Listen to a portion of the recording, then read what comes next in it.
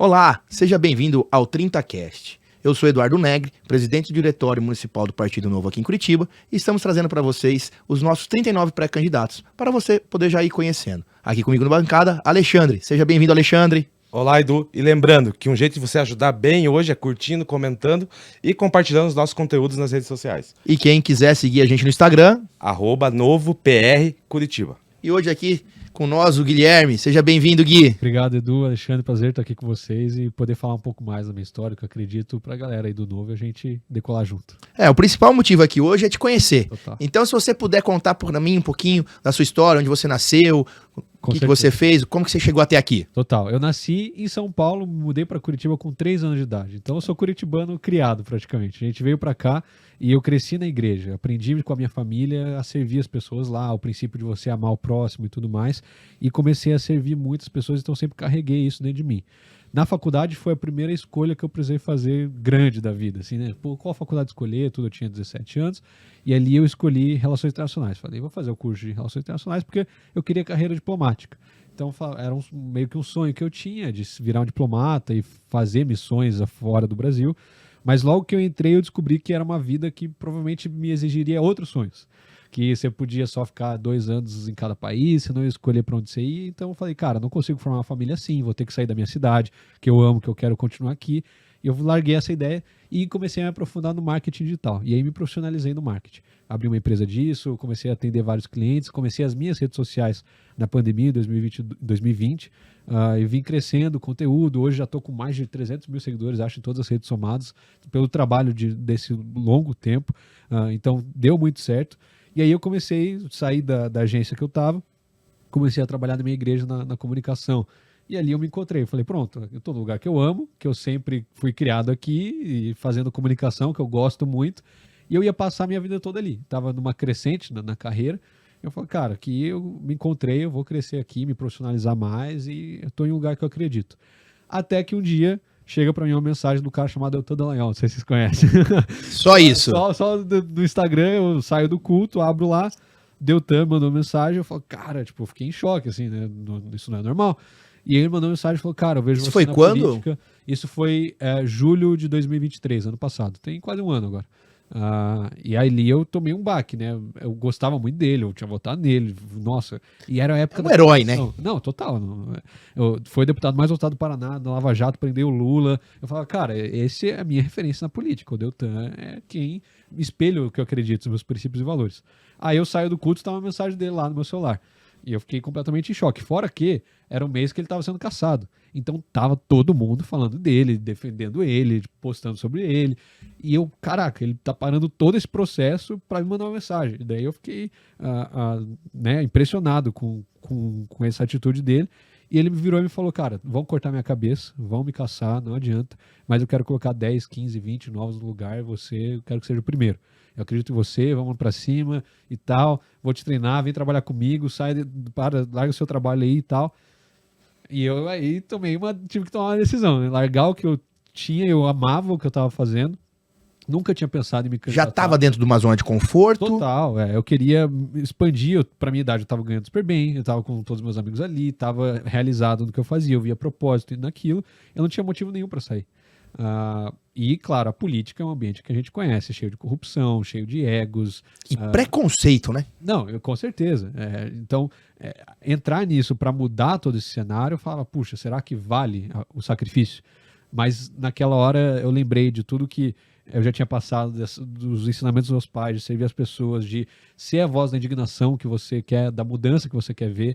Se não tem ninguém para fazer, vai lá e faz. Era isso que eu sempre aprendi. E quando veio esse chamado, eu falei, cara, se eu tenho todas as condições, se ele viu isso em mim, se ele está disposto a me puxar e me treinar, então vamos para cima. E dei um sim a essa convocação, esse chamado, e falei, conta comigo. Então, ali na época eu saí do trabalho na igreja, comecei a trabalhar com ele. Ele estava sem gabinete, então foi voluntário, larguei tudo para ficar com ele, fazer as redes sociais. E ali eu virei uma esponja, né, cara? Você ia junto com ele, ouvia as conversas, as reuniões, aprendia, ele ia dando os caminhos. Comecei a trabalhar com o Fábio, que é deputado estadual aqui no Paraná também, que foi um cara que me abriu muitas portas, que me ensinou muito. E para alguém que era de fora da política, que não tinha nenhum parente, que nunca teve envolvimento nenhum, foi um ano intenso de aprendizado e trabalho, enfim. Então eu comecei a me profissionalizar nesse sentido. Nunca tinha passado na minha cabeça a ideia de me candidatar para qualquer coisa. Principalmente para política. Eu falo, cara, não, mas quando o Deltan me mandou mensagem, já falou, não, você vai ser candidato e não sei o quê. Eu, cara, deixa eu ver como que é esse negócio, como que funciona, antes de pensar nisso. E aí comecei a trabalhar com ele, daí eu fui na Câmara de Vereadores aqui, fora, claro, a Indiara e a Malha, que são excelentes como vereadoras. A grande maioria ali não é muito qualificada, não representa os meus princípios, meus valores. Eu falo, cara, a gente precisa de alguém que vai dar voz a essa indignação, aquilo que eu acredito. Então eu falei, não, então vamos para cima. Então comecei a me capacitar nesse sentido. Entrei no Renova BR, a Escola de Política Pública maior do Brasil, para estudar mais. Eu sei que eu sou novo, hoje eu tenho 22 anos. Eu falo, cara, eu preciso suprir essa falta de idade com um trabalho, aprendizado e estudo. E foi o que eu tentei fazer. Fiz o Libertas, tudo que tinha para fazer lá, eu estudei, me capacitei, que é o instituto aqui do partido. Então, tudo que aparecia na minha frente, eu ia lá e consumia. Eu fui lendo livro pra caramba, fui estudando, fui ouvindo. E assim eu me sinto mais preparado e capacitado para essa missão agora. Mas essa é basicamente minha história. Hoje eu estou aqui para assumir esse desafio de uma pré-candidatura. Gui, mas eu vou pedir para você, quero voltar um pouquinho na sua história, que daí é uma curiosidade minha, não só sobre você, mas sobre pessoas mais novas, assim. Eu vivi a história que você estuda. Né? Eu queria saber na escola ali, no ensino médio, como que isso é contado hoje em dia sobre o governo do PT, sobre mensalão, sobre o impeachment da Dilma. Assim, é uma curiosidade que eu tenho. E até eu falava brincando, eu tenho dó de quem nasceu depois do 11 de setembro de 2001, porque parece que ali mudou o trajeto da humanidade. É tanta coisa, se a gente colocar só agora, é guerra na Ucrânia, é tanta coisa que tá acontecendo no mundo, que saiu de uma calma, que eu falei, deve ser muito difícil hoje em dia passar no vestibular. Estudar história, deve ser muito difícil, porque é muita coisa. Mas e como que isso é estudado? Como que é passado lá? Porque, pelo que você me falou, tem princípios e valores da sua casa, vocês deviam falar sobre política lá em casa. E como que era isso na escola? Cara, a escola é um ambiente completamente diferente, ainda mais quando a gente fala de ensino fundamental e ensino médio. A universidade é outra esfera, a gente pode falar depois. Mas quando você fala de ensino básico, ensino médio, não é abordado questão recente. A história que é contada é a história República Velha, Brasil Império, até meados ali da ditadura, depois. Mas então, plano real e... Passou de 2001, putz, vê muito pouco. É uma página, a professora conta meio por cima, aconteceu isso, aquilo, e foi embora. A gente vê muito atualidades na universidade, mas daí, claro, o professor traz um viés político, e majoritariamente da esquerda. Vai variar também curso. Então, muda muito, mas quando a gente fala de humanas, tem esse viés muito de esquerda, de militância e tudo mais, que não tem jeito. As universidades hoje estão tomadas por essa visão de mundo, que a gente tem que aprender a lidar com isso. Então, eu cansei de várias vezes ter que escrever texto como se eu fosse defendendo a luta de classe, o marxismo, para conseguir nota, para passar. É assim, senão você não passa na redação do Enem. Os alunos estão acostumados já a pensarem como Marx, digamos assim, para conseguirem ser aprovados na prova de história, na prova de sociologia. Então, é um viés que chega que acaba não sendo muito... Não tem outras opções. Eu vi em casa as outras opções. Os meus pais falavam, olha, é assim, assado, está acontecendo isso, aquilo. Na escola, a gente não estuda o que é o governo federal, o que é o legislativo, o judiciário. Você vê por cima, mas pergunta hoje para um jovem de 16, de 18, 19 anos se ele sabe qual que é a diferença dos poderes, o que faz cada um. Não sabe. Então, a escola não capacita um cidadão. Ela forma militantes, às vezes, pessoas para o mercado de trabalho, trabalhadores, mas não forma cidadãos. Então, esse é um gap que a gente tem hoje na nossa educação e precisava. Eu estava até conversando lá embaixo com um amigo, falando, cara, imagine se nas escolas tivesse um dia da civilidade, que os jovens eram incentivados a tirar o título de eleitor, a entender como funciona a política, quais são os poderes, como funciona a democracia, mas não existe isso hoje. Então a gente só aprende a partir da mídia, a partir do que a gente vê fora. A escola não ensina isso, não cobre, totalmente. E são coisas básicas, né? Eu fiz intercâmbio para os Estados Unidos quando eu fiz o terceirão, e uma das matérias que eu tinha lá chamava Civics. que era simplesmente estudar os direitos civis de cada cidadão. Perfeito. Direitos, deveres, estudamos a Constituição, isso é base, né? E assuntos polêmicos, eu acho que também deviam fazer parte da educação. Queria saber a sua opinião sobre isso, assim, se aborto, droga, se isso devia fazer parte da educação. Total. Eu acho que tudo que é baseado em evidência, em política pública e na história, em fatos, em números e dados, é muito lucrativo. Agora, tudo que vem enviesado, não. Você vê agora a discussão das drogas. A gente está tendo o STF legislando sobre a descriminalização da maconha, decidindo o que pode e o que não pode, e decidiram descriminalizar o porte da maconha. Até 40 gramas lá, foi o que eles decidiram. Isso não só é uma invasão de competência, mas como uma discussão que deveria haver no Congresso, com representantes do povo. Eles foram lá, invadiram isso e decidiram por eles. E aí, claro, você tem o Barroso, você tem o Gilmar, você tem alguns ministros ali que têm uma visão mais progressista, que são a favor de uma liberação, isso acaba passando. E aí, o que a gente vai fazer? Se o povo não é educado nisso, não entende na pauta das drogas, saiu um estudo recente da ONU, 2022, falando que a legalização das drogas, ou a descriminalização que seja, aumenta o consumo das drogas em 50%, incentiva o crime, aumenta a lucratividade do tráfico, ou seja, a ONU falando isso, e o nosso país está aprovando. Então isso não é nada mais do que um incentivo ao tráfico, ao crime, a esse tipo de coisa. E se a gente não propõe uma alternativa, isso vai ficar como sempre esteve, nas mãos dos donos do poder, que a gente chama, né? Então esses caras vão continuar decidindo. Enquanto o nosso povo não se capacitar, não estudar e não entender mais, vai ficar nisso. E aí até vou te abordar. Não é só isso, mas ensinar a ser cidadão mesmo. Às vezes, para que servem os impostos, para onde vão. Opa. Às vezes a pessoa sai da escola, não sabe nem para que serve o Detran, não sabe nem para que serve a Receita Federal, não sabe o que são as instituições. Talvez focar nisso também, de ensinar como funciona o Estado, né? Eles não têm interesse que o cidadão saiba como funciona o Estado, Não, né? porque daí eles fazem o que eles querem. Né? Então, quando a gente tem uma classe de políticos cheio de privilégios, mordomias e benefícios, e a população não sabe, às vezes a população não sabe nem cobrar um vereador, que o vereador está lá para servir. Não sabe a pessoa. função do Não vereador. sabe a função. Então, imagine se soubesse, cobrasse a prefeitura, o governador, a consciência pública ia aumentar, só que aí a vida dos políticos ia complicar mais. E você convive, você vem do meio bastante da igreja, Sim. né? Você é atuante, você é um membro bem forte. Como que é visto isso lá dentro da igreja? Um membro tá saindo, entrando na política. Isso é bem visto? Porque é uma coisa assim, a gente falou antes, existe um preconceito muito grande para quem entra na política, né? Normalmente quem entra na política, as pessoas acham, ele tá querendo um benefício próprio, ele tá indo atrás de alguma facilidade, e tem uma rejeição, muitas vezes, né? E o que a gente tá falando, assim, tem que ser exatamente o contrário. Sim. Porque se as pessoas boas não entrarem na política, as más vão. Elas já estão lá. E agora a gente até está num processo de tentar substituir. Porque na política não existe cadeira vaga. Exatamente. Alguém está ocupando aquele lugar. Aos poucos a gente tem conseguido mudar e entrando pessoas boas. E agora está numa hora de dar um empurrão. Mas e como que você sentiu isso? Como que você vê isso dentro ali da igreja que você participa? Olha, eu acho que existem igrejas e igrejas, sabe, Edu? Cada igreja tem uma cultura, tem uma forma de ver. A gente tem igrejas mais pentecostais que são muitas vezes mais ativas nessa parte, indicam candidato, fazem campanha. A gente tem igrejas mais históricas, tradicionais, como a Batista, a Presbiteriana, que não se envolvem tanto nisso. Eu falo que nós, enquanto denominação batista, a gente pecou pela falta. Enquanto às vezes os pentecostais pecam pelo excesso de colocar a política no púlpito e só falar disso, às vezes a gente não ensinou o que a Bíblia diz sobre política. Como que a gente pode instruir o cara que está na igreja sobre esse assunto, a política pública, como fazer isso à luz da palavra de Deus. Então esse assunto acabou não sendo abordado. Eu senti um incentivo muito grande da minha igreja.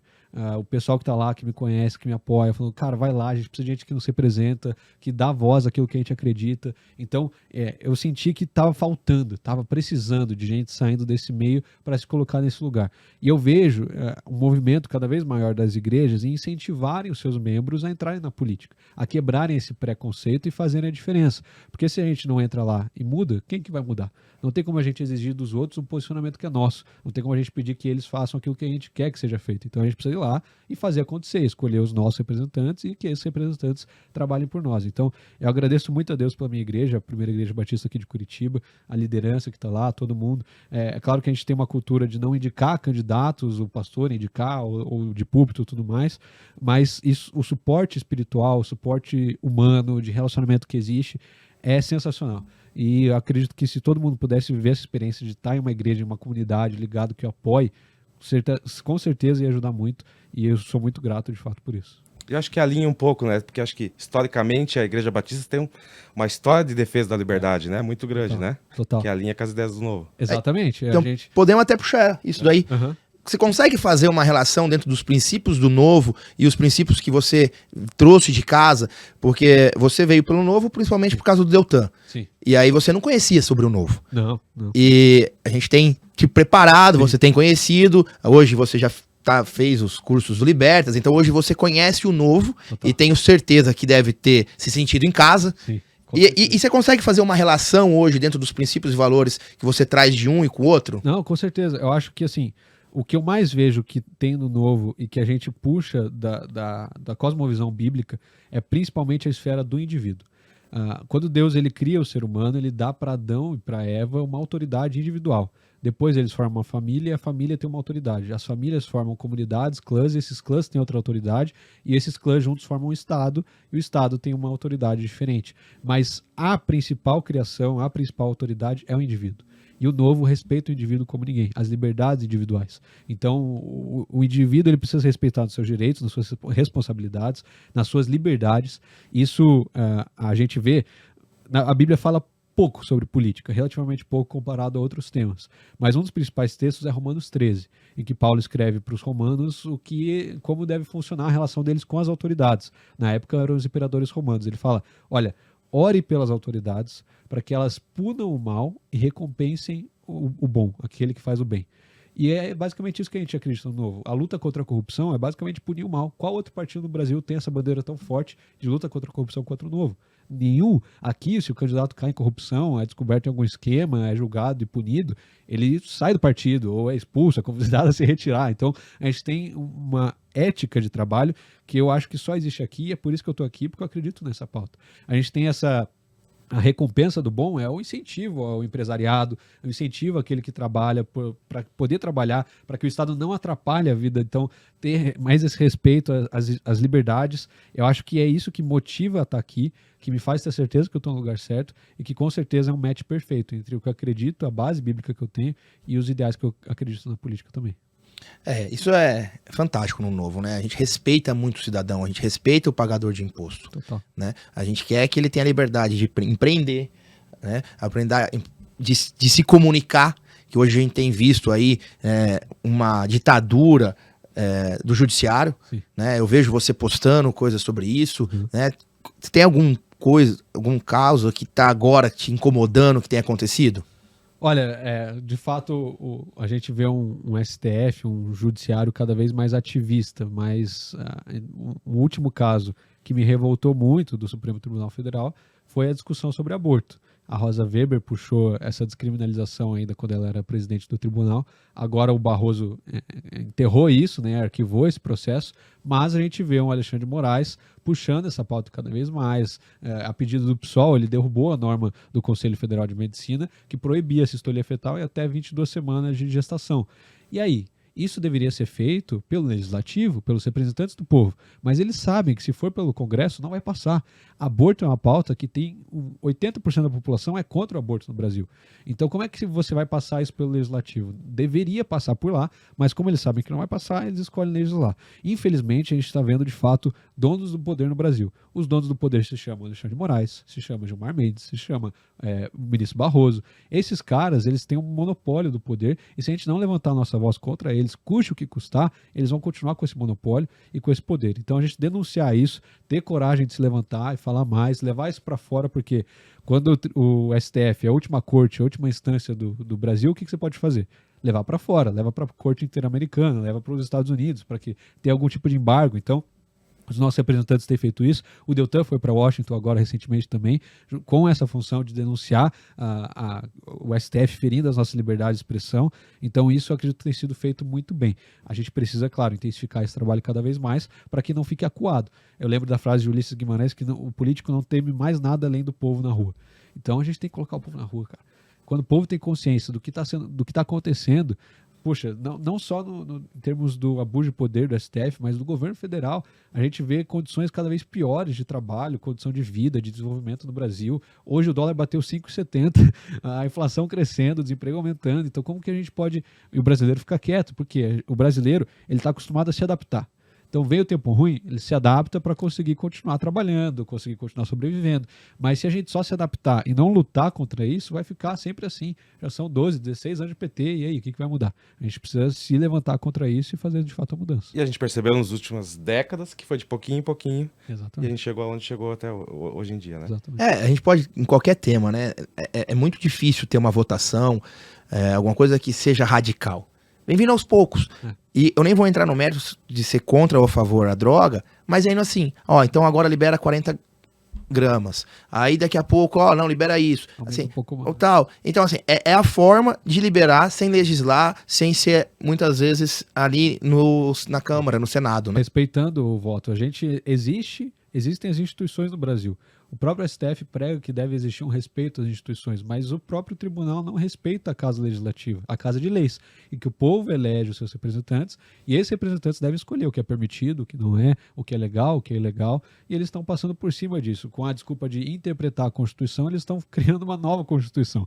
Não é mais respeitado o texto da lei. Então a gente vê isso com vários casos. Foi com a descriminalização da maconha, foi com a descriminalização do aborto, foi com a criminalização da homofobia. Isso é uma pauta ok, é legítimo, mas deveria passar pelo Legislativo, e não passou, e vem acontecendo faz tempo. Então é algo que a gente deve, de fato, olhar. Mas será que também é pelo enfraquecimento do nosso legislativo? Porque eles estão ficando quietos. Talvez não só o legislativo, mas de todas as áreas do Estado, né? Acho que a geração do Guilherme agora tem que ocupar o lugar dentro do Estado. Tem que ocupar não só nas casas legislativas, mas na associação de pais e mestres, pais e filhos, mudou agora, eu sou geração antiga, já não lembro. Mas nas universidades, né? Fazendo concurso público, tem que preencher essas lacunas. O que eu vejo, se a gente pega a história recente do país, a gente teve muitos anos de presidentes do PT. Eles conseguiram colocar lá muitos ministros, a maioria dos ministros vem do governo Lula, Dilma e do PT de forma geral, então eles têm maioria no STF. O que eles perdem no Congresso, eles levam para lá.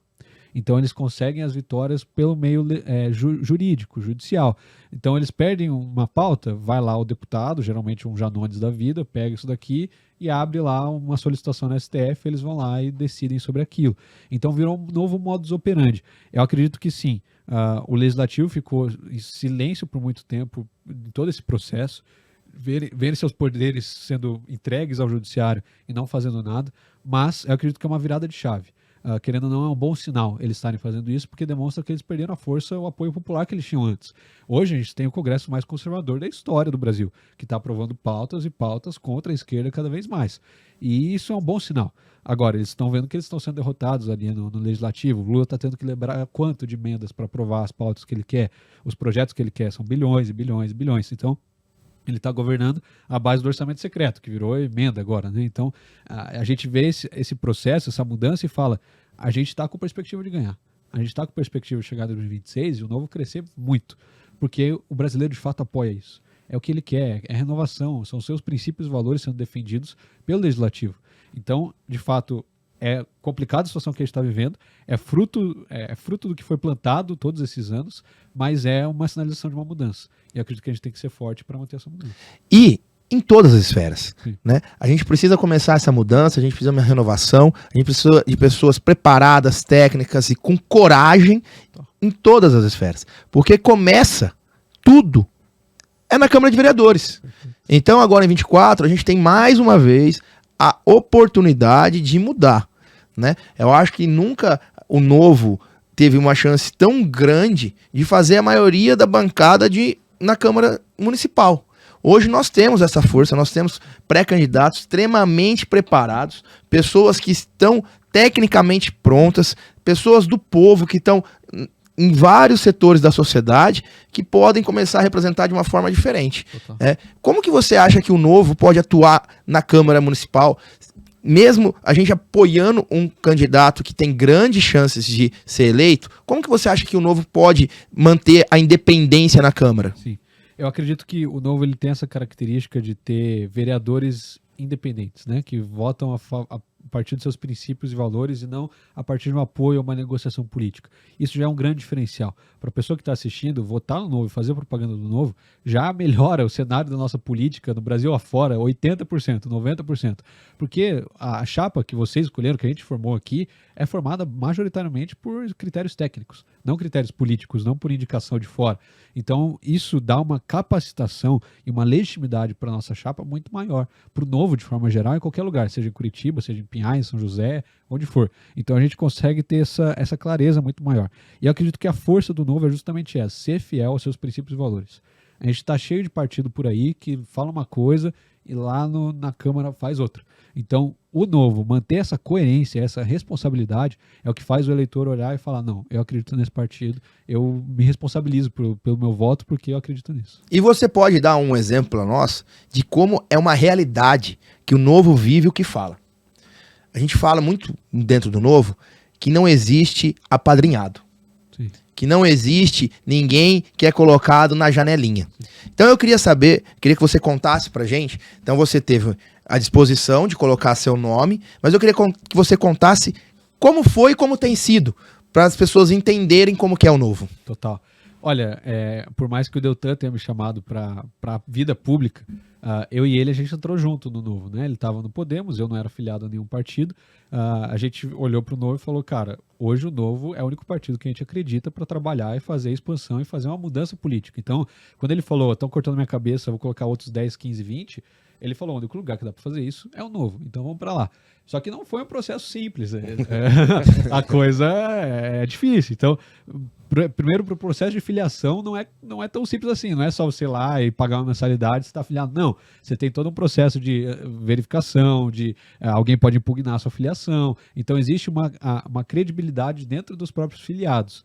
Então, passou pelo processo de filiação, beleza, consegui me filiar, tal, tudo certo. Aí vem a decisão de me candidatar, e aí é uma decisão mais difícil ainda, porque existe todo um processo seletivo, né? Tem um monte de perguntas que a gente tem que responder na jornada, que a gente chama, né? Do pré-candidato, do candidato que seja. Então, a gente precisa responder aquelas perguntas para ver o alinhamento do candidato com o partido. Se o alinhamento é baixo, se o candidato não acredita nas ideias do partido, ele nem é selecionado.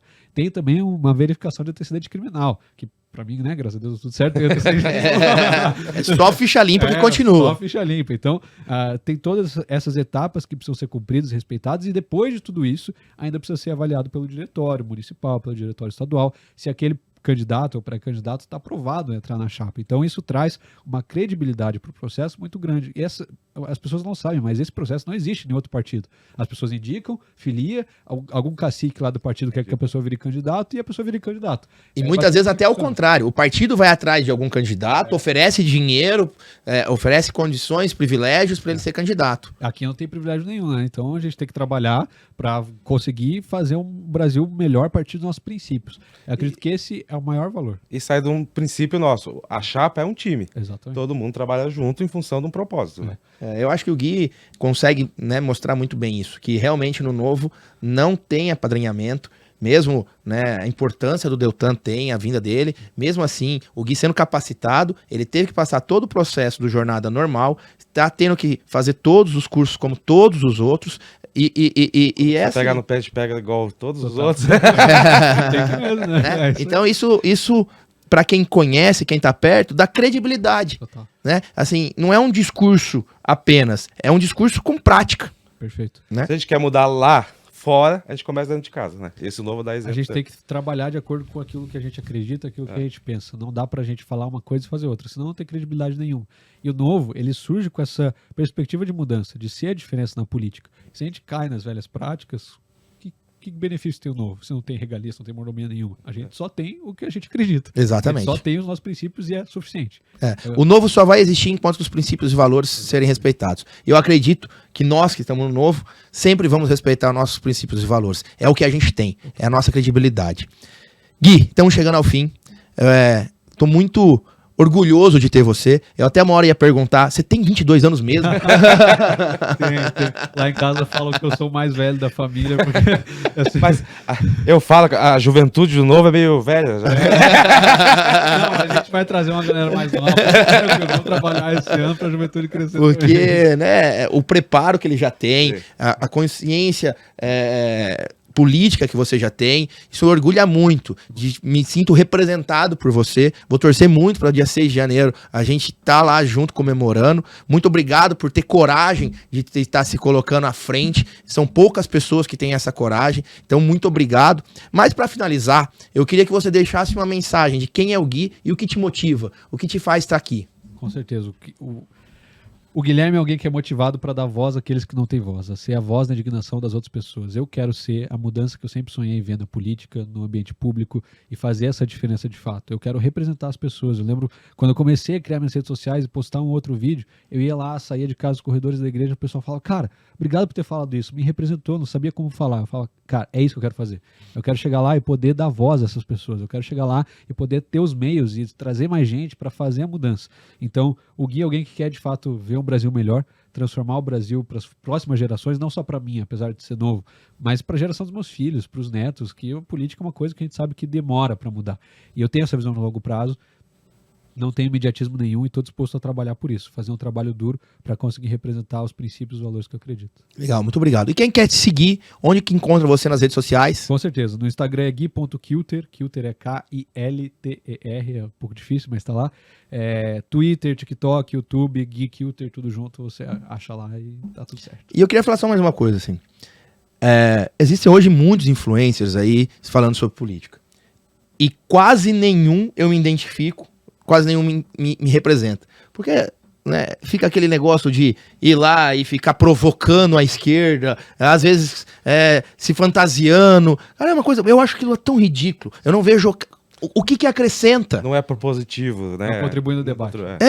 Assim, você só cria ódio, Sim. só cria mais raiva, cria briga. Não é bonito você ir lá e apanhar. Sim. É feio. Não é isso que me representa, não é isso que eu quero ver. Então, assim, eu espero muito que pessoas como você que estão ali se expondo suas redes para levar notícia, levem a notícia, levem o debate e parem com isso, é feio. Total. A gente sempre tem que priorizar discutir ideias e não pessoas, né? A gente não precisa provocar, não precisa polarizar. A gente pode sim conseguir fazer a coisa certa defendendo o que a gente acredita com embasamento, os dados, com a teoria, com aquilo que vem ao certo, que vem de contra o que a gente acredita. Então, eu tento seguir sempre essa linha, o menos possível me colocar em embates e o que chega, é claro que a gente vai se defender, né? A gente não vai acuar. Exato, Mas, mesmo porque temos propósitos para defender. A gente tem uma pauta, a gente acredita nisso, já ameaçaram me processar, já gritaram comigo, já me xingaram, mas nunca foi porque eu provoquei, sempre foi porque eu defendi o que eu acredito. Então, enquanto for nesse sentido, eu acho que tá bom demais. Né? Cara, obrigado aqui pela presença, gostei muito da conversa. Eu que agradeço. Obrigado mais uma vez pela coragem. Alexandre, muito obrigado. Obrigado, Edu. Obrigado, Gilter. E lembrando que quem quer contribuir com o novo, compra nossos produtos na lojinha. Se você tiver interesse em comprar camiseta, boné, outras coisas, entre em contato, manda uma mensagem aí que a gente vai estar te levando. Obrigado. Compartilhem, curtam, a gente precisa de engajamento e espero vocês no próximo episódio.